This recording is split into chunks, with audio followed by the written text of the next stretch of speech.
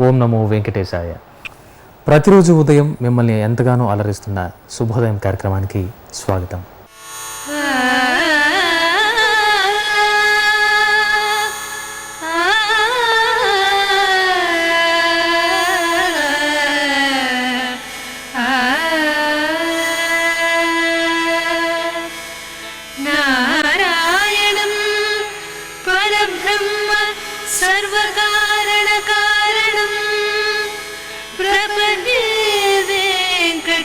साख्यं तदेव कवचं मम. नारायणं परब्रह्म सर्वकारणकारणं प्रपद्ये वेङ्कटेशाख्यं तदेव कवचं मम.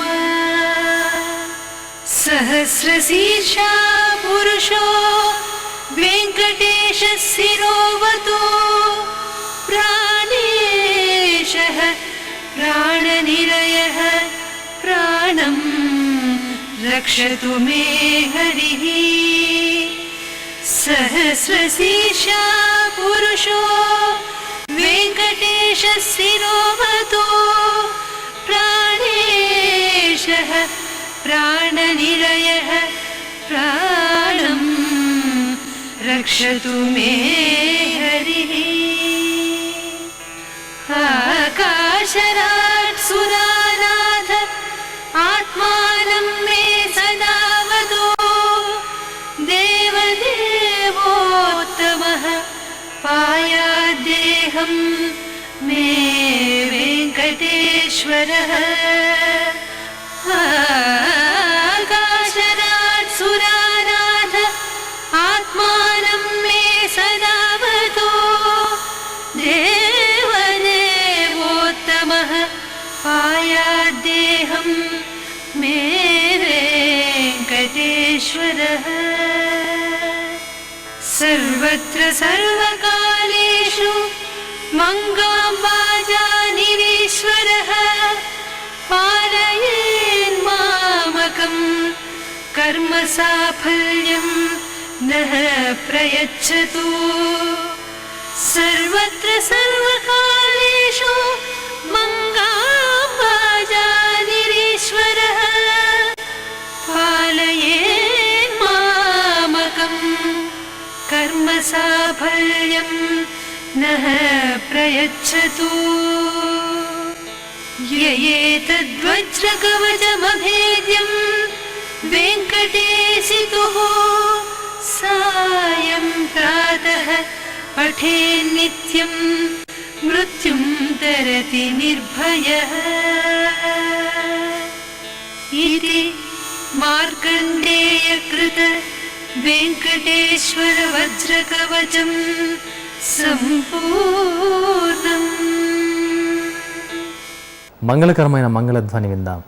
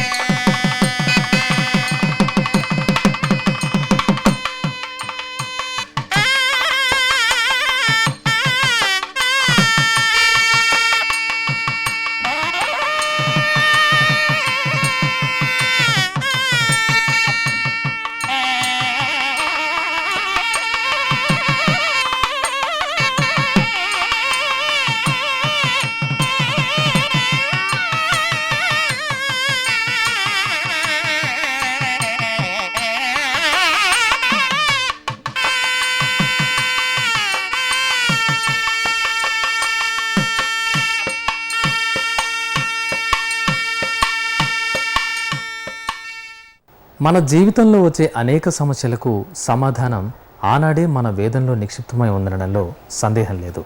వేద పఠనం ఎక్కడ జరిగితే అక్కడ అంతా శుభం జరుగుతుంది. అందుకే వేద పఠనం విందాం, మన జీవనాన్ని శుభమయం చేసుకుందాం.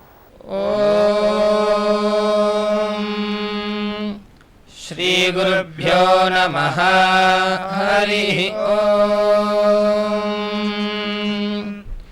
గణానాం త్వా గణపతిం హవామహే కవిం కవీనాముపమశ్రవస్తమం. జ్యేష్ఠరాజం బ్రహ్మణాం బ్రహ్మణస్పత ఆనః శృణ్వన్నోతిభిः सीदसादनं.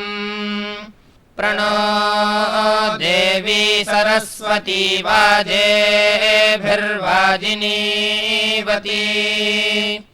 धीनामवित्र्यावतु. वेदवातस्य वर्तनिमुरोर्विश्वस्य बृहतः. वेदाये अध्यासाते.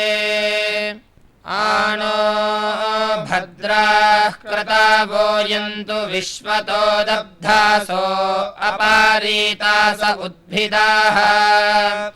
देवानो यथा सदमिद्वृधे असन्नप्रायुवो रक्षितारो दिवे दिवे. देवानां भद्रासु मतिर्जूयतां. देवानां रातिरभिनो निवर्तताम्. देवानां सख्यमुपासेदिमा वयं. देवान आयुः प्रतीरन्तु जीवसे. तान् पूर्वायानि विदाहुमहे वयं भगं मित्रमदितिं रक्षामश्रिधम्. हर्यमनं वरुणं सोमामश्विना सरस्वती नः सुभगामयस्करत्. तन्नो वातो मयो भुवातु भेषजं. तन्माता पृथिवी तत्पिताद्यौः. तद्ग्रावाणः सोमसुतो मयो भुवस्तदश्विना शृणुतन्धिष्ण्यायुवम्. तमीशानं जगातस्तस्थुषस्पतिं धियं जिन्वमवासे हूमहे वयं. पूषा नो यथा वेदासामसद्वृधे रक्षिता पायुरदब्धः स्वस्तये. स्वस्ति न इन्द्रो वृद्धश्रावा. स्वस्ति नः पूषा विश्ववेदाः. स्वस्ति नस्तार्क्ष्यो अरिष्टनेमिः. स्वस्ति नो बृहस्पतिर्दधातु. वृषादश्वा मरुतः पृश्नीमातरः शुभं यावानो विदथेषु जग्मायः.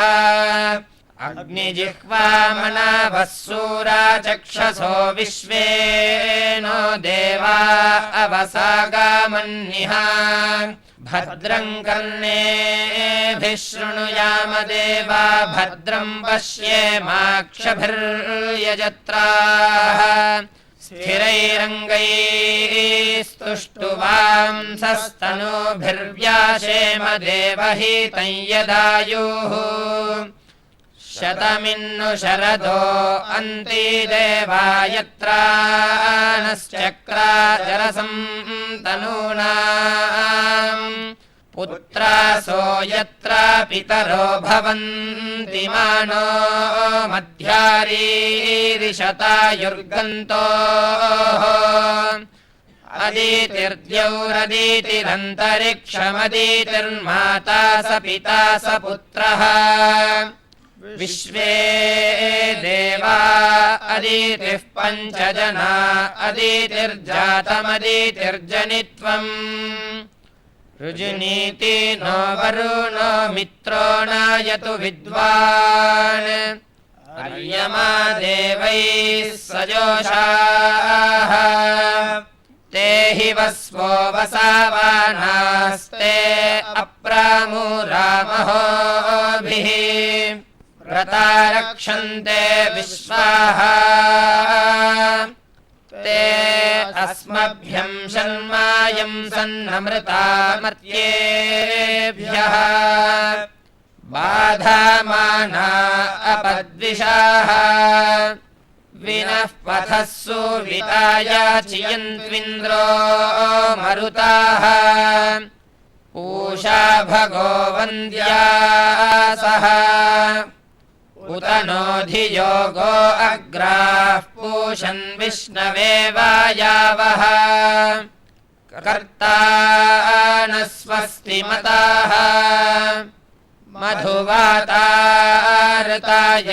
मधुक्षरन्ति सिन्धावः माध्वीर्नः सन्तोषाधीः मधुनक्तामुतोषसो मधुमत्पार्थिवं रजाः मधुद्यौरस्तु नः पिता मधुमान्नो वनस्पतिर्मधुमान् अस्तु सूर्याः माध्वीर्गावो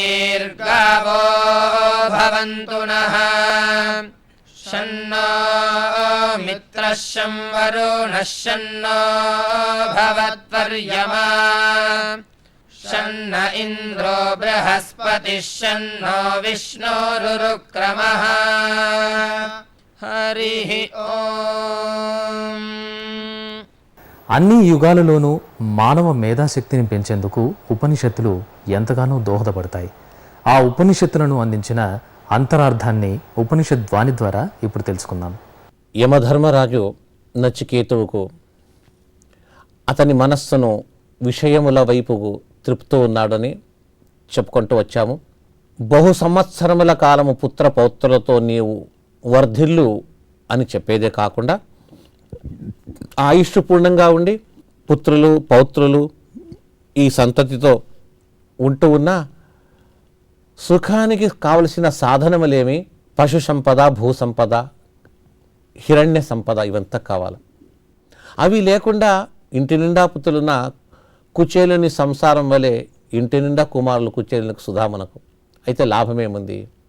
ఆ విధంగా కాకూడదని యమధర్మరాజు ఏమంటున్నాడు, నీకు పుత్ర పౌత్రులతో పాటు బహూన్ పశూన్ హస్తి హిరణ్యమశ్వాన్ బహూన్ పశూన్ హస్తి హిరణ్యమశ్వ బహు పశు సంపదనిస్తా అంటే ఒకటి రెండు లేదు బహున అది వేల సంఖ్యలో కావచ్చు ఎంతైనా కావచ్చు. ఆ కాలంలో పశు అంటే గోవులు. గోదానం అంటే ఏమంటే గోదానం ఎక్కువ చేసేవారు. ఆ గోవుల దానం అన్నట్టయితే వాళ్ళకి ఇచ్చేసినట్టయితే ఆ గోవులకు బాధ్యత వీరికి కాదు, ఎవరు దానం ఇస్తారో వారిదే బాధ్యత. ఆ గోవుల తిండి, గోవులను మేపేది, గోవుల పాలు పిండి ఇచ్చేది, దాన్ని అంతా కూడా వాళ్ళే చూసుకునేవారు. ఆ ఇంటికి పాలు పెరుగు వెన్న నెయ్యి ఇవన్నీ ఆ గోరసములంతా కూడా ఇంటికి వచ్చేది అంతే. దాన్ని తింటూ అనుభవించాలి అంతేగాని ఆ గోవులకు మేత ఏమి దాన్ని ఎలాగ పోషించాలా పాలించాలని ఉండదు. అలాంటి బహు గో సంపదను సమృద్ధిగా నీకు ఇస్తాను. అంతేకాదు బహూన్ పశూన్ హస్తి గజ హస్తి హిరణ్యమశ్వాన్ ఏనుగులు గుర్రములు ఎక్కడైనా వెళ్ళాలంటే నడుస్తూ వెళ్ళవద్దు, గజారోహణం చెయ్యి, అశ్వారోహణం పైన వెళ్ళు. భోజ్య పదార్థములకు కావలసినటువంటి ధనమును కూడా హిరణ్యం అన్నారు. ఈ రోజుల్లో కరెన్సీ ఉంది, అప్పుడు కరెన్సీ ఏంటి? హిరణ్యమే, బంగారే కరెన్సీ. అలాంటి సమృద్ధమైన బంగారం నీకు ఇచ్చేస్తాను. ఇంకేం కావాలో? సమృద్ధమైన బంగారు, గో సంపద, ఏనుగులు, గుర్రములు, దాసీవర్గములు, పని చేయడానికి ఇంటి నిండా దాసులు, ఇలాంటి వారిని అంతా నీకు ఇచ్చేస్తాను. ఇవి చెప్తూ ఉంటే ఏ వ్యక్తికి వద్దనిపిస్తుంది చెప్పండి? భూమే మహదాయతనం వృణీష్వ ఇంత ఇచ్చి ఉండడానికి చిన్న గది ఇస్తే లాభమేమి? భూమే మహదాయతనం అంటున్నారు.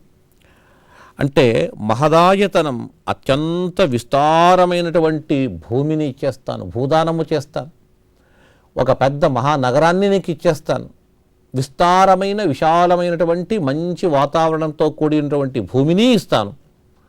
తీసుకో, ఇవంత వృణీష్వ నీవు కోరుకో. అయితే ఆ వరం మాత్రము ముక్త నియామకుడైన భగవంతుని గురించి తెలుసుకోవాలని ఏమన్నావో అది మర్చిపో, ఇలాంటి వరములు ఏం కావాలైనా నీకు ఇస్తాను అని యమధర్మరాజు తాను ఇతనికి లౌకిక విషయ సుఖముల వైపు మనస్సు తిప్పుతూ ఆ వరం తీసుకోని చెప్పేసి అంటున్నాను. అయితే సాంసారిక సుఖములో ఆసక్తులైనటువంటి వారికి ఇంకా ఈ సుఖములు కావాలని అంటారు. ఎవరైతే సాంసారిక సుఖముల నుండి బయటికి వస్తారో వారికి ఇలాంటి వరములు ఎన్నిచ్చినా కూడా ఆ వరముల వైపు మనస్సు వెళ్ళదట. ప్రస్తుతము నచికేతు ఎలాగున్నాడంటే సాంసారిక సుఖములను దాటి బయటికి వచ్చేసాం. అతనికి ఏమిచ్చినా ఎంత ఇచ్చినా కూడా దీనివైపు మనస్సు పోదట. విషయ వైరాగ్యాన్ని పొందినటువంటి వ్యక్తి ఈ వ్యక్తిని. పైగా మోక్షశాస్త్రం అనేది ఎవరికి రుచిస్తుంది అన్నట్టయితే ఎవరికి విషయ వైరాగ్యం ఉంటుందో, విషయ పదార్థముల వైపు అలంబుద్ధి ఉండి చాలు ఇది నాకు వద్దు అని చెప్పేసి భావన, హేయమనే భావన ఎవరికి ఉంటుందో వారికే ఆ మోక్షశాస్త్రము మోక్షశాస్త్రము రతి, ఆ మోక్షశాస్త్రం అనేది రుచిస్తుందట. అలా లేని వానికి రుచించరు. అలాంటి వారికి ఏమీ లేనటువంటి విషయ వైరాగ్యం లేకుండా సాంసారిక సుఖములో మునిగి ఉన్నటువంటి వ్యక్తికి ఏదైనా మోక్షోద్దేశ్యమైనటువంటి మంచి పలుకులు పలుకుతే అది తలకెక్కదు, తలనొప్పి అవుతుందట. తలకెక్కాలన్నట్టయితే వానికి విషయ వైరాగ్యం అనేది ఉండాలి. వైరాగ్యవంతునికి మాత్రమే మోక్షశాస్త్రము వారికి చాలా ఇచ్చగా ఉంటుంది, అదే రుచిస్తుంది. ప్రస్తుతము నచికేతు పరమ వైరాగ్యమూర్తి, ముల్లోకముల్లో ఉండే వైరాగ్యమే మూర్తి భవించి వచ్చినటువంటి వ్యక్తిగా బాలకుడైనను చాలా అద్భుత తెలివితేటలు, విషయ వైరాగ్యం అనేది చాలా ఉన్నది. యమధర్మరాజు గ్రహించాడు ఇతడు మహావైరాగ్యమూర్తి, చిన్నవాడు కాదు, చాలా గొప్పవాడు ఇతడు. ఇలాంటి వ్యక్తి యొక్క వైరాగ్యాన్ని పరీక్షించాలా, పరిశీలించాలా. కొందరికి మోక్షం పైన అపేక్ష ఉంటుంది, ఆ మోక్షజనకమైన విద్య కావాలని ఉంటుంది. తీరక్కడ వెళ్ళిన తర్వాత నిజంగా ఈ తత్వ విద్య విషయ వైరాగ్యవంతులకు మాత్రమే ఇది తలకెక్కుతుంది. ఇతని వైరాగ్యం ఎంత ఉంది, ఒకవేళకు ఉన్నట్టుండిగా సాంసారికంలో మనసు కలిగితే దీన్ని వదిలి వెళ్ళిపోతాడు, కాబట్టి ఇప్పుడే చెప్పేది వద్దు, పరీక్షిస్తాము అని అతని వైరాగ్య పరీక్ష కొరకు యమధర్మరాజు ఈ విధంగా నాటకమాడుతూ ఉన్నాడు. తర్వాతి ప్రజలకు కూడా నచికేతు ఎంత గొప్ప వైరాగ్యమూర్తి, అతని వైరాగ్యాన్ని వీక్షించండి, మీరు కూడా ఇక ముందు ఇలాంటి తత్వ విద్యను నేర్చుకోవాలని ఉన్నట్టయితే మీ మనస్సులో ఉండే కామక్రోధములను, ఇలాంటి విషయ భోగములను వదిలి మీరు రండి, మీకు కూడా ఇలాంటి విద్యను అందిస్తాను అని చెప్పడానికి కూడా యమధర్మరాజు ఈ విధంగా నాటకమాడి అతనికి ఆ 3వ వరము ఇవ్వను అని చెప్పేసి వేరే వరమును అడుగు అని చెప్పేసి అనేక లౌకిక విషయ సుఖముల వైపు మనస్సును తిప్పేటట్టుగా వరముల వర్షాన్ని కురిపించి ఉన్నాడు అని దీని ద్వారా నచికేతు యొక్క వ్యక్తిత్వం అనేది చక్కగా తెలుస్తోంది. వైశాఖ మాస విశిష్టతను ఈరోజు కొంత తెలుసుకుందాం. అఖిల నిగమ వేద్యం వేదవక్త్రం ప్రశాంతం నిఖిల జగదుపాస్యం నిర్మలం నిష్కళంకం అనుపమమసురారేర్వాసుదేవస్య తేజో వితరతు తురగాస్యం మంగళం శ్రీసఖన్నః. శ్రీసఖం తురగాస్యం మంగళం వితరతునః. లక్ష్మీ సహితుడైనటువంటి హయగ్రీవుడు మనకి మంగళాలను ఇచ్చుగాక. ఎలాంటి హయగ్రీవుడు? అఖిల నిగమవేద్యం, అన్ని వేదాల చేత కూడా తెలియబడినటువంటి వాడు, వేదాల చేత మాత్రమే తెలియదగినటువంటి వాడు, వేదాల చేత స్తుతింపబడినటువంటి వాడు, వేదాలే ముఖంగా కలిగినటువంటి వాడు, విద్యలకు అధిపతి అయినటువంటి వాడు, ప్రశాంతమైనటువంటి వాడు, నిఖిల జగదుపాస్యుడు, ప్రపంచంలో అన్ని జీవుల చేత ఉపాసింపదగినటువంటి వాడు, ఆయన ఒక్కడే అయినటువంటి అనుపమం అసురారే వాసుదేవస్య తేజ. అసురారి అయినటువంటి రాక్షసులకు విరోధి అయినటువంటి, రాక్షసులంటే వేరుగా మనం భావించ పనిలేదు. ఇక్కడ ఏవైతే సమాజానికి వ్యతిరేకమైన శక్తులున్నాయో అవన్నీ రాక్షసులే. అలాంటి సమాజ శ్రేయస్సుకి వ్యతిరేకమైనటువంటి వాటినన్నిటినీ నిరోధించే శ్రేయోదాయకుడైనటువంటి శ్రీ మహావిష్ణువుని ఆద్యవతారమూర్తిగా లక్ష్మీ సహితుడుగా విద్యా మోక్ష ఐశ్వర్యప్రదాత అయిన హయగ్రీవుడుగా ఈ మాధవ మాసంలో మనం స్మరణ చేద్దాం, నమస్కరిద్దాం. ఓం నమో వెంకటేశాయ. వైశాఖ మాసంలో ఒక్కో తిథిలో ఒక్కో విశిష్టత దాగి ఉంది. మరి ఈరోజు తిథిలో దాగి ఉన్న విశిష్టతను ఇప్పుడు తెలుసుకుందాం.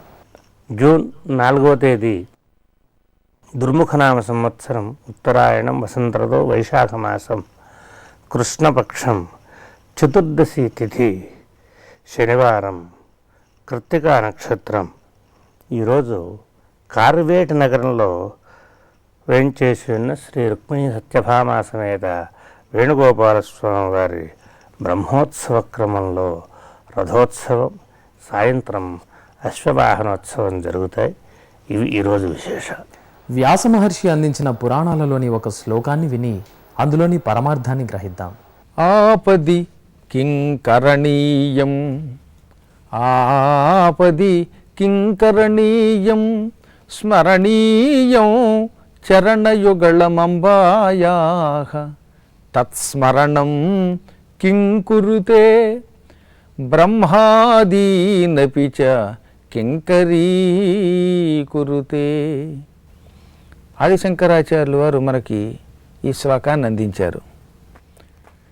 ఏ వ్యక్తికైనా జీవితంలో ఎప్పుడో ఒకప్పుడు కష్టం వచ్చి తీరుతుంది. కష్టం లేనివాడు ఈ చరాచర జగత్తులో ఒక్కడూ లేడు. జీవిగా భూలోకంలో పుట్టాడు అంటే ఏదో ఒకనాడు దుఃఖాన్ని అనుభవించక తప్పదు. దుఃఖం వచ్చినప్పుడు ఏం చెయ్యాలి? ఆపది కిం కరణీయం, ఆపద యందు ఏమి చేయవలెను అని మొదటి పాదానికి అర్థం. ఒక వ్యక్తి వచ్చింది కష్టం, వచ్చిన వెంటనే ఏడుస్తూ కూర్చోవడం వల్ల లాభం లేదు గనక అప్పుడు ఏమి చెయ్యాలి అని ప్రశ్న వేశాడు. మళ్ళీ ఆయనే రెండవ పాదంలో సమాధానం చెప్పాడు. స్మరణీయం చరణయుగళం అంబాయాః, అంబాయాః అమ్మవారి యొక్క రెండు పాదాలని వెంటనే స్మరించండి. కష్టం రాగానే ఏం చేయాలి? అమ్మ పాదపద్మాలని స్మరించండి. ఇక్కడ రెండు పాదాలని ఎందుకన్నాడంటే అమ్మవారు కష్టాలు తొలగించేటప్పుడు రెండు కాళ్ళతోటే దర్శనమిస్తుంది. నిజం చెప్పాలంటే జగన్మాత మహాలక్ష్మి అనేక పాదాలతో దర్శనమిస్తుందని, ఒక్క కష్టాలు తీర్చేటప్పుడు మాత్రమే మానవులకి రెండు కాళ్ళతో దర్శనమిస్తుందని మనకు భాగవతం చెబుతున్నది. విష్ణువైనా లక్ష్మీదేవి అయినా భక్తులను అనుగ్రహించాలనుకున్నప్పుడు, వాళ్ళు కష్టాల్లో ఉన్నప్పుడు ఆ కష్టాలు తొలగించాలనుకున్నప్పుడు 4 చేతులతో 2 కాళ్ళతో దర్శనమిస్తారు. అలా 4 చేతులతో 2 కాళ్ళతో దర్శనమిచ్చినప్పుడు మాత్రమే మనకు వరాలు ఇస్తారు, కోరికలు తీరుస్తారు. అందుకే మీకు చూడండి, సత్యనారాయణ వ్రతకల్పంలో విష్ణుమూర్తి చతుర్భుజుడై దర్శనమిచ్చాడు. అలాగే లక్ష్మీదేవిని భక్తులు ప్రార్థిస్తే వెంకటాచల మహాత్మ్యంలో ఆత్మారాముడనే ఒక బ్రాహ్మడికి 4 చేతులతో 2 కాళ్లతో దర్శనమిచ్చింది అని చెబుతున్నది వెంకటాచల మహాత్మ్యం. కాబట్టే శంకరులు వారు బాగా పండితులు కనుక, నాయనలారా ఆపద వచ్చినప్పుడు 2 కాళ్లతో ఉండేటటువంటి అమ్మవారిని దర్శనం చేసుకుని మనస్సులో ఆమెను స్మరించండి. అందుకని చరణ యుగళము అంటే, యుగళం అంటే 2, అమ్మ 2 కాళ్ళని స్మరించండి. వెంటనే మళ్ళీ 3వ పాదంలో ప్రశ్న మళ్ళీ ఆయనే వేశాడు. తత్స్మరణం కింకురుతే. మేమే ఆపద వచ్చి ఏడుస్తూ ఉంటే ఆ ఆపదలోంచి బయటపడడానికి అమ్మవారి 2 కాళ్ళని స్మరించమంటున్నారు. అమ్మని స్మరిస్తే ఆ స్మరణ వల్ల ఏమి లాభము, అమ్మ యొక్క స్మరణ ఏమి ఇస్తుంది అని అర్థం అన్నమాట. కష్టంలో ఉన్నప్పుడు ఏదో పని చేసుకోవాలి, అంతేగాని అమ్మని స్మరించమంటావేం, అమ్మని స్మరిస్తే లాభం ఏమిటి అని మళ్ళీ ప్రశ్న వేసి 4వ పాదంలో సమాధానం ఆయనే చెప్పాడు. బ్రహ్మాదీనపి చ కింకరీకురుతే. అమ్మ 2 కాళ్ళని మీరు కష్టంలో ఉన్నప్పుడు స్మరిస్తే అప్పుడు అమ్మ మనకి బ్రహ్మ వంటి దేవతలని సేవకులను చేస్తుంది. బ్రహ్మ ఆది అంటే బ్రహ్మ మొదలుగా కలిగిన దేవతలు. బ్రహ్మ మొదలుగా కలిగిన దేవతలు అంటే బ్రహ్మ, ఇంద్రుడు, అగ్ని, కుబేరుడు, నిరుతి, యముడు, వాయువు, ఈశానుడు, అశ్విని దేవతలు మొదలైన సమస్త దేవతలని కూడా బ్రహ్మతో మొదలుపెట్టి మిగతా దేవతలందరినీ మనకి సేవకులను చేస్తుంది అని ఈ శ్లోకం యొక్క అర్థం. ఈ శ్లోకం ఎంత చమత్కారం అండి. ఆపద వస్తే ఏం చెయ్యాలి, అమ్మని స్మరించాలి. అమ్మని స్మరిస్తే ఏం జరుగుతుంది? బ్రహ్మ వంటి దేవతలు మనకి సేవకులు అవుతారు. అసలు మీరు చెప్పిన దానికి ఆపదకి సంబంధం ఉందా అని మనమే మళ్ళీ ఒక ప్రశ్న వేసుకోవాలి. ఆపద వచ్చి ఏడుస్తూ ఉంటే అమ్మని స్మరిస్తే బ్రహ్మ మనకి సేవకుడైతే దానివల్ల లాభం ఏమిటి? ఆపద తొలగాలి కానీ బ్రహ్మ సేవకుడు అవ్వడం కాదుగా మనకు కావలసింది. అంటే ఇందులో ఎంత గొప్ప చమత్కారం ఉంది. ఆపదలు ఎందుకు వస్తున్నాయి? మన నుదుటి రాత వల్ల. నుదుటి రాత ఎవడు రాస్తున్నాడు? బ్రహ్మ రాస్తున్నాడు. ఒక వ్యక్తి అలా భూమి మీద పడగానే వాడు నుదుట వాడు పుట్టినప్పటి నుంచి చచ్చేదాకా ఎప్పుడు ఎక్కడ ఏ పని చెయ్యాలో అదంతా బ్రహ్మగారే రాస్తారు. ఈ క్షణంలో వీడు అన్నం తినాలని రాస్తే ఆ అన్నం తింటాడు. వీడికి అన్నం లభించకుండా సున్నం లభించాలని ఆయన రాస్తే వీడికి సున్నమే వస్తుంది. కాబట్టి మనకి సుఖం కానీ దుఃఖం కానీ బ్రహ్మ రాతని బట్టి వస్తాయి. బ్రహ్మ పుట్టగానే మన నుదుట ఈ రాత రాశాడు. నాయనా, ఇప్పుడు నీకు కష్టం వచ్చిందే, ఈ కష్టానికి మూల కారణం ఆ బ్రహ్మరాత. అందుకే నన్ను స్మరించగానే బ్రహ్మని నీకు సేవకుడిగా ఇచ్చాను. బ్రహ్మ నీ సేవకుడు కనుక నువ్వేం చేయొచ్చు? బ్రహ్మదేవ, ఈ పూట నాకు ఆపద వచ్చేలా నా నుదుటి ఎందుకు రాశావు? ఈ పాత రాత మొత్తం తుడిచేయి, కొత్త రాత రాయి అని బ్రహ్మని ఆజ్ఞాపించి రాయించుకోవచ్చు. ఎందుకంటే బ్రహ్మ మనకి సేవకుడు అయ్యాడు కనుక. అయ్యవారి కంటే అమ్మవారిని పట్టుకుంటే ఎక్కువ లాభం. విష్ణువు కంటే లక్ష్మిని పట్టుకుంటే తొందరగా మనకి ఆపదలు తొలగుతాయి. శివుడి కంటే పార్వతిని పట్టుకుంటే తొందరగా ఆపదలు తొలగుతాయి. బ్రహ్మ కంటే సరస్వతిని పట్టుకుంటే తొందరగా ఆపదలు తొలగుతాయి. ఎందుకంటే తల్లి రూపంలో ఉన్నప్పుడు ఆవిడకి ప్రేమ ఎక్కువ ఉంటుంది కనుక. తద్వారా మన నుదుటి రాత మార్చుకునే శక్తిని ప్రసాదిస్తుంది కనుక. కాబట్టి రోజు ఎప్పుడైనా మీకు కష్టం వచ్చినప్పుడు అమ్మనే పట్టుకోండి. అసలు కష్టం వచ్చినప్పుడు కాదు, కష్టం రానప్పుడే అమ్మని పట్టుకుంటే కష్టమే రానివ్వదు. అమ్మ దగ్గర కూర్చుంటే ఇక మనకి కష్టం ఎందుకు వస్తుంది? వైకుంఠంలో కూర్చున్న వాడికి దుఃఖం ఎలా వస్తుంది? అందుకే జ్ఞానులు ఎప్పుడు ముందు అమ్మకి నమస్కరించి ఆ తర్వాత అయ్యవారికి నమస్కరిస్తారు. అదే చమత్కారాన్ని లక్ష్మీ నివాసం అంటున్నాం కానీ ఇంకో మాట అనడం లేదు ఆయన్ని. అంటే లక్ష్మీయే నివాసముగా కలవాడా, ముందు లక్ష్మిని తలుచుకుంటున్నాం తెలియకుండానే మనం. అప్పుడు ఓహో మా ఆవిడని తలుచుకున్నాడు కనుక ఆవిడ రికమెండేషన్ వీడికి ఉంది కనుక వీడి జోలికి వెళ్ళకూడదు అనుకుంటాట ఆయన. కాబట్టి నిరంతరము శంకరాచార్యుల వారు మన కోసం ఈ చమత్కార శ్లోకాన్ని అందించాడు కనుక దీనిని తలుచుకుని ఇందులో ఉన్నట్టుగా చేస్తే మనకి ఆపద రాదు. గుర్తుపెట్టుకోండి, ఈ శ్లోకాన్ని ఎప్పుడు కష్టం వచ్చినా అప్పుడు చదవండి. మరొక్కసారి ఆ శ్లోకం చదువుకుందాం. ఆపది కింకరణీయం స్మరణీయం చరణయుగళమంబాయాః తత్స్మరణం కింకురుతే బ్రహ్మాదీనపి చ కింకరీకురుతే. వసంత ఋతువులో 2వ మాసమైన వైశాఖ మాసం మాధవునికి ఎంతో ప్రీతికరం కనుక ఆ మాధవుని వైభవాన్ని కొంత తెలుసుకుందాం. నారాయణం నమస్కృత్య నరం చైవ నరోత్తమం దేవీం సరస్వతీం వ్యాసం తతో జయముదీరయేత్.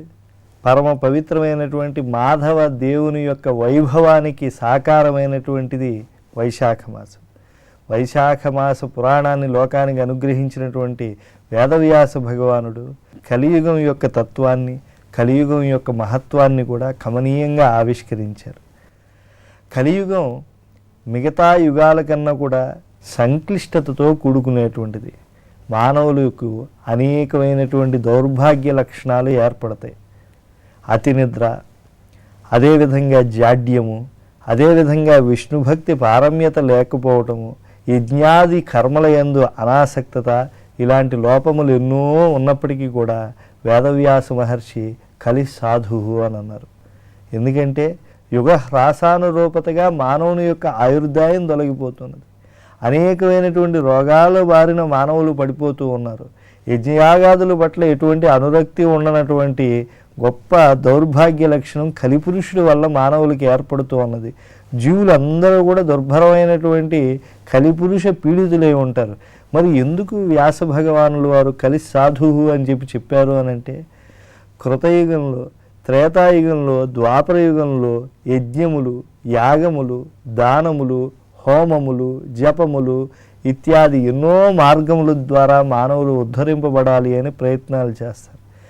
కానీ ఆయా మార్గముల ద్వారా వారు ఏ ఏ ఉన్నతమైనటువంటి గతులను పొందాలని వారు ప్రయత్నిస్తూ ఉన్నారో అంతటి మహాఫలములు ఈ కలియుగంలో కేవలము విష్ణునామ సంకీర్తనం చేత పొందవచ్చు. పరమ కరుణాంతరంగుడైనటువంటి మాధవదేవుణ్ణి కేవలము నామావళి చేత ప్రార్థిస్తే వారు తరించిపోతారు. నామ సంకీర్తనం యస్య సర్వపాప ప్రణాశనం. భగవంతుణ్ణి, ఆయన సృష్టి స్థితిలయలకు మూలభూతమైనటువంటి పరబ్రహ్మమును ఎప్పుడూ కూడా మనస్సులో అలా నిలుపుకుని, అయ్యో మేము గొప్ప ఆచారపరులం కాలేకపోయాము, లేదా మేము గొప్ప యజ్ఞయాగాదులు చేయలేకపోతున్నాం, గొప్పవైనటువంటి వేదశాస్త్రాదుల అధ్యయనం మేము చేయలేకపోతున్నాం, ఎంతో సంకల్ప దీక్షతో చేయవలసినటువంటి వ్రతాదుల్ని మేము ఆచరించలేకపోతున్నాం, యోగ మార్గంలో మేము మా మనస్సును నిలుపుకోలేకపోతున్నాం, ఇంకా ఎన్నో గొప్ప మహాదానములు మేము భూదానములు, సువర్ణదానములు, గోదానములు చేయలేకపోతున్నాం అని ఆవేదన చెందనవసరం లేదు. కలియుగంలో రమారమణుడైనటువంటి ఆ దేవదేవుని యొక్క ప్రార్థన చాలు మన పూర్వకర్మలన్నింటినీ కూడా కరిగింపజేసి, మన దహరాన్ని మురిపింపజేసి ఆ విష్ణుదేవుని వైభవంతో అలా విరాజిల్లేట్లుగా చేస్తుంది. కనుక మానవుడు ప్రయత్నపూర్వకంగా హరిస్మరణ చేయవలసినటువంటి అవసరం ఉన్నది. ఏతావతాళం అఘనిరహరణాయ పుంసాం యత్కీర్తనం భగవతః గుణకర్మ నామ్నాం. విష్ణుదేవుని యొక్క ప్రార్థన ఎలా ఉండాలి అని అంటే, ఏతావతాళం అఘనిరహరణాయ పుంస. అఘములంటే పాపములు, వాటిని తొలగించుకోవటం కోసం అని చెప్పి ఏ కీర్తన అయితే భగవత్పరంగా చేస్తూ ఉన్నారో అటువంటి కీర్తన 3 లక్షణములుగా ఉంటుంది. యత్కీర్తనం భగవతః గుణ కర్మ నామ్నాం. భగవంతుని యొక్క గుణములు అనంతములవి. వశీ వదాన్యో గుణవాన్ రుజు శుచి మృదు దయాళు మధుర స్థిర సమః కృతి కృతజ్ఞ త్వమసి స్వభావత అని చెప్పి ఆయన యొక్క అనంత కళ్యాణ గుణముల్లో పరవశించి కొన్ని గుణములను కీర్తించిన ఆయన చేసేటువంటి కర్మలు జీవ సంరక్షణం కోసం స్థాపకాయ చ ధర్మస్య ప్రశమనో తదితరాయ చ.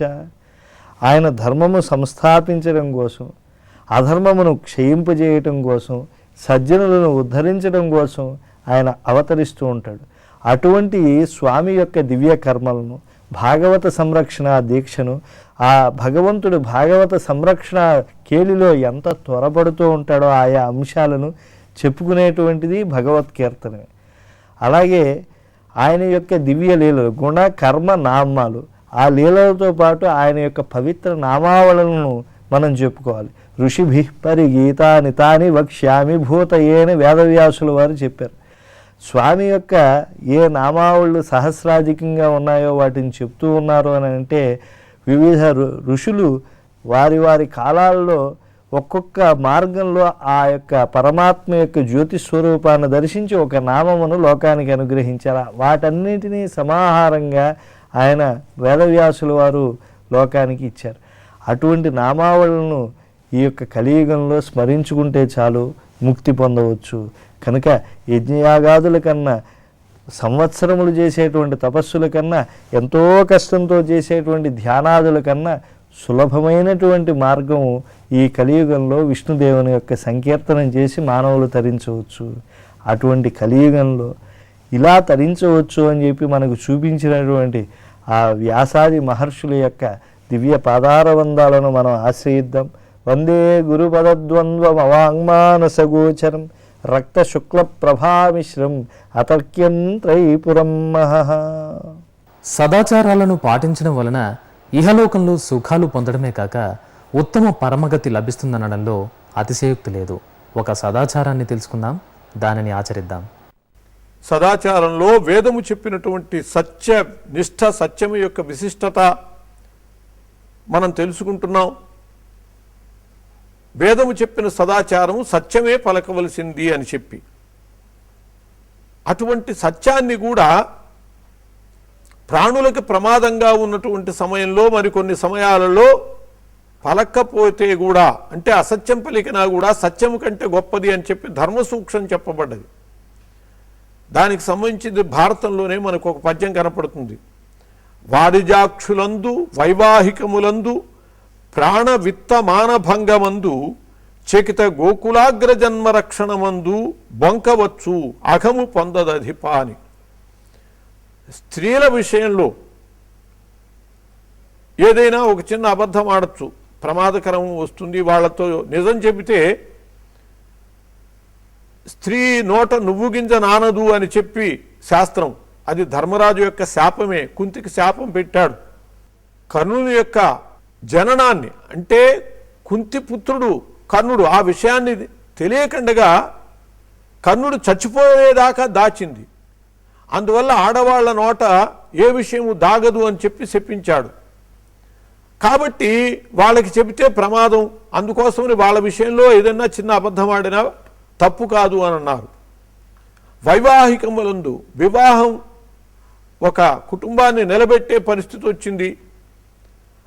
అలా వివాహాన్ని జరిపించటం కోసమని ఒక చిన్న అబద్ధం ఆడినా కూడా, అతడు మంచివాడే, అన్ని రకాల మంచి లక్షణాలే ఉన్నాయి, కాస్త ఏదైనా అబద్ధం ఆడటమో ఏదో ఉన్నదనుకోండి, అనంత మాత్రాన వాడు అబద్ధం ఆడతాడు అనే మాట చెప్పటం కంటే అన్ని రకాల యోగ్యుడే వాడు, పిల్లనివ్వచ్చు అని చెప్పటం. అట్లాగే ఆడపిల్ల విషయంలో కూడా ఏదైనా చిన్న కాస్త గద్దరితనం ఉన్నది, వివాహం అయితే అదే పోవచ్చు, ఆ మాట చెప్పక్కర్లేదు, పిల్ల మంచిది అని చెప్పి ఆమెకు వివాహం చేస్తే తర్వాత ఆమె బాగుండొచ్చు. అందువల్ల వివాహ విషయంలో కూడా ఏవైనా చిన్న అసత్యాలాడినా అది దోషం కాదు అన్నారు. వారిజాక్షులందు వైవాహికములందు ప్రాణ విత్త మానభంగమందు, ప్రాణాపాయం వచ్చినటువంటి దశలో నిజం చెప్పేటట్లయితే చంపేసేస్తాడు మనల్ని, అంతటి ప్రాణాపాయకరమైనటువంటి పరిస్థితి వచ్చింది. అప్పుడు నిజం చెప్పటం కంటే అబద్ధము చెప్పి తన ప్రాణాన్ని రక్షించుకోవటం మంచిది. అలాగే తన ప్రాణాన్ని రక్షించుకోవటం కాదు, ఒకడిని తీసుకొచ్చాడు, వీడు ఆ మాట నన్ను అన్నాడా లేదా, నన్ను తిట్టాడా వీడు, ఇప్పుడే వీడిని పొడి చంపేస్తాను చెప్పు, నువ్వే సాక్ష్యం, నన్ను వాడు తిట్టాడు కదా అని అంటే నిజమే తిట్టాడు అని వాడిని చంపించటం మేలు కాదు. వాడి ప్రాణం రక్షించటం కోసమని, వాడన్న మాట ఏం కాదయ్యా, ఎవడో అన్నాడు, ఆ పక్కన వాడు ఉండేటప్పటికి వాడు అని అనుకున్నారు అంతే తప్పితే నిజంగా వాడన్నది కాదు అని చెప్పి వాడి ప్రాణాలు రక్షించగలిగితే అది చాలా శ్రేయస్కరమైనది. ప్రాణ విత్త, సంపదలు పోయే ప్రమాదం ఉన్నది, చిన్న అబద్ధం ఆడితే సంపదలు నిలబడతాయి. అలాంటప్పుడు ఓ చిన్న అబద్ధం ఆడైనా సరే నాశనం కాకుండా రక్షించుకోవచ్చు. మరి హరిశ్చంద్రుడు అబద్ధం ఆడితే చక్కగా సంపదలు నిలబడేవి కదా, ఆయన ఈ ధర్మ సూక్ష్మాన్ని పాటించలేదే అంటే హరిశ్చంద్రుడిది సత్యవ్రతం. కొందరికి కొన్ని వ్రతాలు ఉంటాయి, వాటి కోసమని వాళ్ళు సమస్తము వదులుకోవటానికి సిద్ధం అవుతారు. శ్రీరామచంద్రుడిది ఏకపత్ని వ్రతం, హరిశ్చంద్రుడిది సత్యవ్రతం, ధర్మరాజుది ధర్మవ్రతం. ఇట్లా వాళ్ళకి అవి వ్రతాలు, ఆ వ్రతాలని వాళ్ళు ముమ్మూర్తులా పాటించి తీరుతారు. అంటే ఇప్పుడు శ్రీరామచంద్రుడు ఏకపత్ని వ్రతుడు కాబట్టి ఆయన అబద్ధం ఆడతాడు అని కాదు అర్థం. సత్యసంధుడు కూడా అయినా వాటన్నిటికంటే అతని వ్రతం ఏమిటంటే ముఖ్యంగా ఏకపత్ని వ్రతము, శరణాగత రక్షణ వ్రతము ఆయనది, పితృపాక్య పాలన వ్రతము ఆయనది. దానికోసమని ఎన్ని కష్టాలకైనా సిద్ధం పడేటటువంటి పరిస్థితి ఉన్నదే అది వ్రతంగా. అట్లాగే హరిశ్చంద్రుడికి సత్యం వ్రతం, ఆ వ్రతాన్ని పాటించుకోవటం కోసమని ఎన్ని కష్టాలకైనా సిద్ధమయ్యాడు. కానీ ఈ ధర్మ సూక్ష్మాన్ని ఆధారం చేసుకుని ఇది సామాన్యుల కోసమని చెప్పింది కానీ విశిష్టమైనటువంటి వ్రతనిష్ట కలిగిన వాళ్ళ కోసం చెప్పినది కాదు. ప్రాణవిత్త మానభంగమందు, మానభంగం, మానవునికి ప్రమాదం ఏర్పడే పరిస్థితి వచ్చినా కూడా, అట్లాగే చకిత గోకులాగ్ర జన్మ రక్షణమనందు, గోకుల రక్షణ, గోవుల్ని రక్షించవలసి వచ్చిన విషయంలో ఏదైనా చిన్న అబద్ధం ఆడవలసి వస్తే, అబద్ధం ఆడినా తప్పులేదు గోవుల్ని రక్షిస్తే. అట్లాగే గోకుల అగ్రజన్మ రక్షణం, బ్రాహ్మణుల్ని రక్షించటం కూడా, బ్రాహ్మణేభ్య శుభం వస్తు. ఎందుకు గోవులు బ్రాహ్మణులు అంటే వాళ్ళ వలననే ఈ లోకాల్లో శుభాలు చేకూరుతాయి కాబట్టి వాళ్ళ రక్షణ విషయంలో కూడా బొంకవచ్చు అఘము పొందదధిప. చిన్న అబద్ధం ఆడినా కూడా అది పాపాన్ని పొందించదు కాబట్టి అటువంటి వాటి విషయంలో అబద్ధము చెప్పినా తప్పు లేదు అని చెప్పి మనకి చెప్పబడ్డది భారతంలో. అందువల్ల ప్రమాదకరమైనటువంటి విషయంలో తప్ప మిగతా ఎప్పుడూ కూడా అబద్ధం ఆడకూడదు, సత్యాన్నే పలకాలి, అదే సదాచారము అని చెప్పి విజ్ఞుల మతం. స్వస్తి. తెలుగులో లలితమైనటువంటి పద్యాలు ఎన్నో ఉన్నాయి. ఏనుగు లక్ష్మణ కవి అనువదించిన భర్తృహరి సుభాషితాలలోని ఒక పద్యం గురించి ఇప్పుడు తెలుసుకుందాం.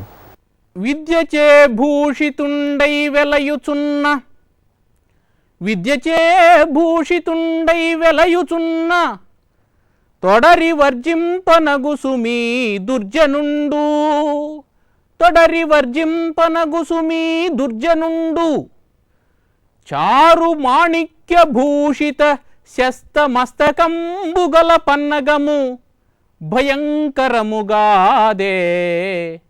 చారు మాణిక్య భూషిత శస్త మస్తకంబుగల పన్నగము భయంకరముగాదే.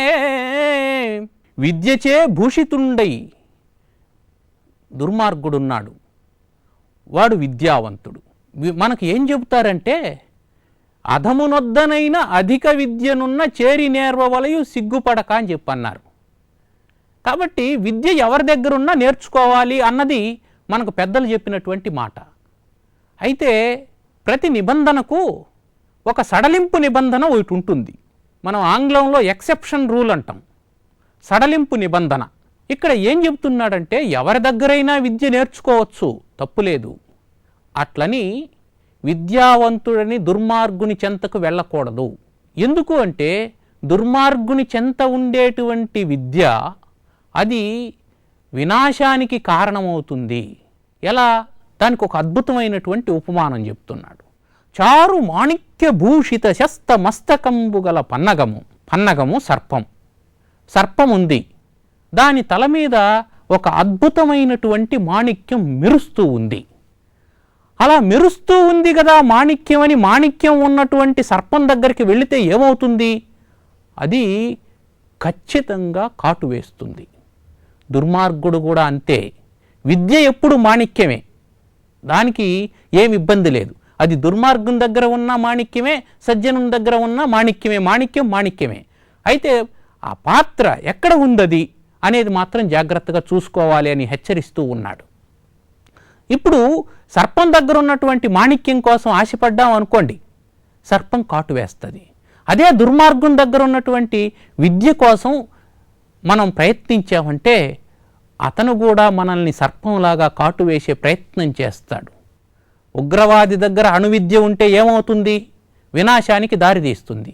అదే అణువిద్య బాధ్యత కలిగినటువంటి ఒక శాస్త్రవేత్త దగ్గర ఉంటే అది ప్రపంచం యొక్క సౌభాగ్యానికి, దేశం యొక్క పటిష్టతకు, భద్రతకు, విద్యుత్తుకు వినియోగం అవుతుంది. కాబట్టి ఎవరి దగ్గర విద్య ఉంది అనే దాన్ని చూసి జాగ్రత్తగా విద్య నేర్చుకోవాలి. అయితే అది కూడా గొప్ప విద్యే కదండి. అంత గొప్ప విద్యావంతుణ్ణి మనం దుర్మార్గుడని ఎలా అంటామండి అని ఎదురు ప్రశ్నలు వేయకూడదు. దుర్మార్గుడు దుర్మార్గుడే, విద్యావంతుడైన దుర్మార్గుడే, విద్యావిహీనుడైన దుర్మార్గుడే. ఇక్కడ ప్రవర్తన చాలా గొప్పది. అతడు విద్యావంతుడు అవునా కాదా అనేది మనకు అనవసరం. కాబట్టి అతను ఎలా ప్రవర్తిస్తున్నాడో, అతని శీలం ఏమిటి, అతని గుణం ఏమిటి అనే దానికి మనం ఇక్కడ విలువ ఇవ్వాలి తప్ప అతని విద్యకు విలువ లేదు. అతనికి శీలం ఉంటేనే విద్యకు విలువ వస్తుంది. శీలం లేనటువంటి విద్య విలువ లేనటువంటిది. విలువ లేనటువంటి విద్య అది శైష్యోపాధ్యాయికకు ఉపయోగపడదు. అటువంటి వానితో శిష్యరికం చేయకూడదు. అతను మాణిక్యం ఉన్నటువంటి సర్పం లాంటివాడు. ఈ విషయాన్ని గుర్తుపెట్టుకొని విద్యను ఆర్జించేటువంటి వాళ్ళు జాగ్రత్తగా మెలగాలి. ఎంతోమంది దుర్మార్గులు విద్య పేరుతో పసిపిల్లలను కాటువేస్తూ ఉన్నటువంటి సందర్భాలను మనం చూస్తూ ఉన్నాం. ఇప్పుడు ఈ సమాజంలో జరుగుతూ ఉన్నటువంటి ఈ అనాచారాల్ని ఏనాడో కవి క్రాంతదర్శి గనుక ఊహించి ఎప్పుడో హెచ్చరిక చేశాడు. అందుకే ఈ సుభాషితాలన్నింటినీ కూడా మనం మనసులో స్థాపన చేసుకొని మన జీవితంలో ఆచరించుకుంటూ రావడం వల్ల మనం అటు కవి రుణం తీర్చిన వాళ్ళం అవుతాం, మన జీవితాన్ని సరిదిద్దుకున్నటువంటి వాళ్ళం అవుతాం. నవవిధ భక్తి మార్గాలలో కీర్తన ఒకటి. చక్కటి సంకీర్తనను ఇప్పుడు చూద్దాం. కోరుదున్న మదిన నిశము కోరుదున్న మదిన నిశము గుణధరు నిర్గుణ కృష్ణుని కోరుదున్న మదిన నిశము గుణధరు నిర్గుణ కృష్ణుని నారాయణు విశ్వంభరు నవనీతరుని కోరుదున మదిన నిశము గుణధరు నిర్గుణ కృష్ణుని నారాయణు విశ్వంభరు నవనీతరుని కోరుదున మదిన నిశము గుణధరు నిర్గుణ కృష్ణుని.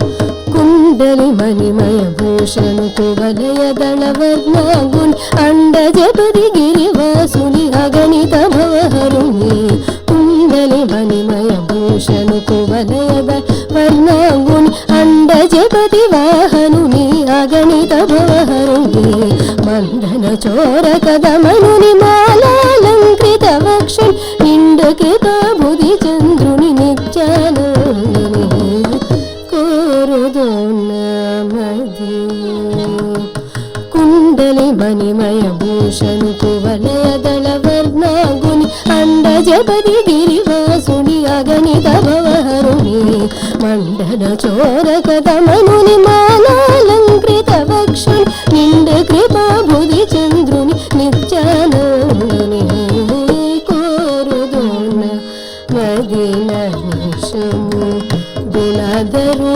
నిర్గుణ కృష్ణుని నారాయణు విశ్వంభరు నవనీతరుని కోరుదున్న మదిన నిశము గుణధరు నిర్గుణ కృష్ణుని. ఆగమ పుంజ పదార్థుని ఆపత్సక సంభూతుని నాగేంద్రయత కల్పుని నానా కల్పుని ఆగమ పుంజ పదార్థుని ఆపత్సక సంభూతుని నాగేంద్రయత కల్పుని నానా కల్పుని సహగ బ్రహ్మమయాఖ్యుని సంతత గాన విలోనుని వాగీశ్వర సంస్రోతుని వైకుంఠోత్తముని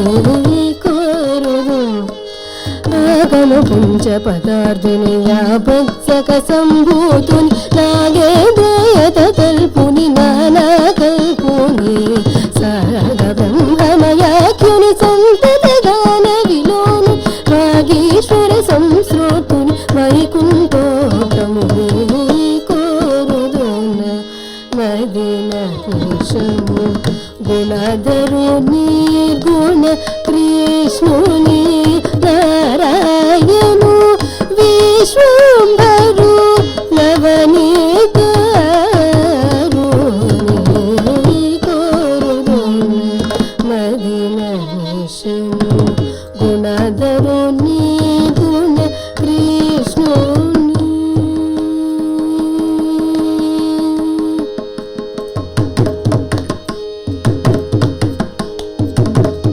కుంకుమ వసంత కాముని గోపాంగక కుచలిప్తుని శంకర సతీమనుతుని సర్వాత్ముని సముని కుంకుమ వసంత కాముని గోపాంగక కుచలిప్తుని శంకర సతీమనుతుని సర్వాత్ముని సముని శంకరి నాద మృదంగుని చక్రాయుధ విదీప్తుని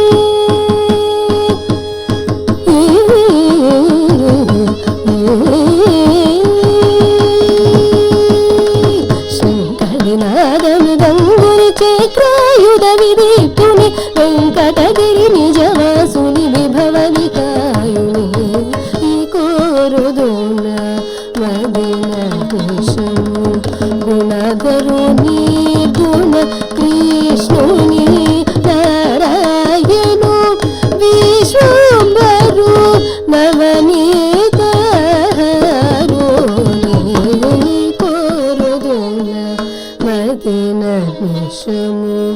गुणाधरो निर्गुण कृष्णो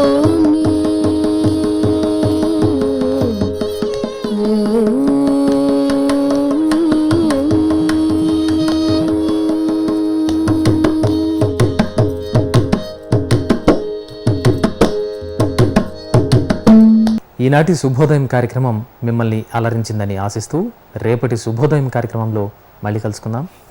ఓం నమో వెంకటేశాయ.